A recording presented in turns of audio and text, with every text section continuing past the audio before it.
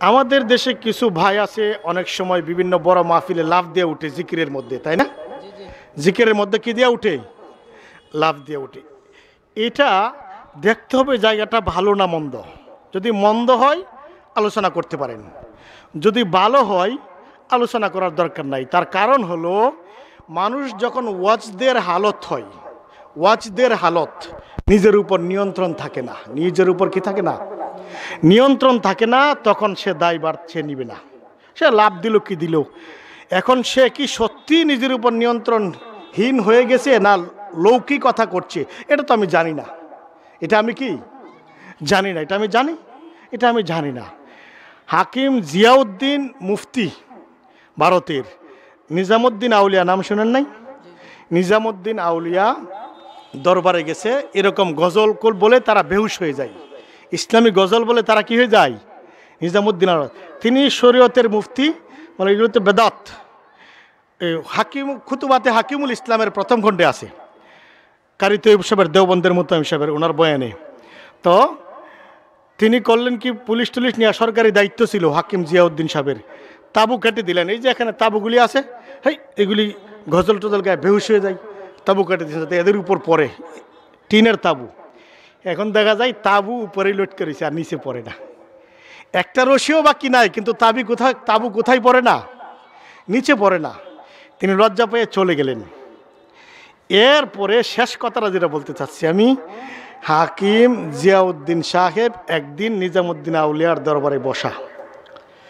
তো এই সময় পরকালীন গজলের সময়, পরকালীন গজল চলছে। তো এই আপনার নিজামুদ্দিন আউলিয়া দাঁড়িয়ে লাফালাফি শুরু করছে। তিনি বলেন বসো মিয়া।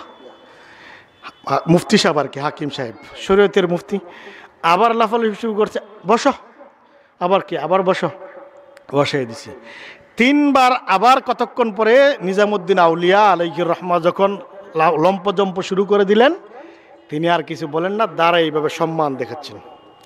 দাঁড়ায় কি দেখাচ্ছেন? এখন বললেন হুজুর আপনি প্রথম দুইবার বাধা দিলেন। বলে প্রথমবার বাধা দিয়েছি, তার রূহ উরুজ প্রথম আকাশে গিয়ে চলে গিয়েছিল, এখানে যাওয়ার ক্ষমতা আমারও ছিল। দ্বিতীয়বার বাধা দিয়েছি, তার রূহ সপ্ত আকাশে চলে গিয়েছিল, এখানে যাওয়ার ক্ষমতা আমারও ছিল।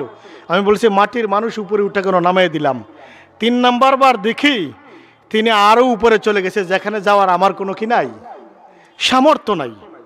সুতরাং আমি আর কিছু বলি নাই, দাঁড়িয়ে সম্মান জানালাম। দাঁড়িয়ে কি জানালাম?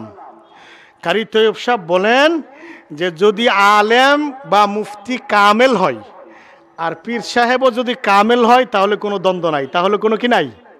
কথা বুঝেন? আলেম অথবা পীর সাহেব দুজন কামেল হইলে কোনো কি নাই। দুজন থেকে কোনো একজন যদি গায়রে কামেল হয়, পূর্ণ আলেম না হয় একজন, অথবা পূর্ণ পীর না হয়, তাহলেই দ্বন্দ্ব। তাহলে কি আমাদের রশিদ আহমদ গাঙ্গুই, শেষ 1 মিনিট আধা মিনিটের ভিতরে ছেড়ে দিব ইনশাল্লাহ। রশিদ আহমদ গাঙ্গুই আলাইহির রহমা হুসাইন আহমদ মদিনী সাহেবের পীর সাহেব। কার পীর সাহেব? হুসাইন আহমদ মদিনী সাহেবের পীর সাহেব। তিনি যখন এরকম, ওনার অনেক বর্ণনা আছে, জিকির শুরু করতেন, কখনো হাত পা মাথা মস্তক সব আলাদা হয়ে যেত, সব কি হয়ে যেত।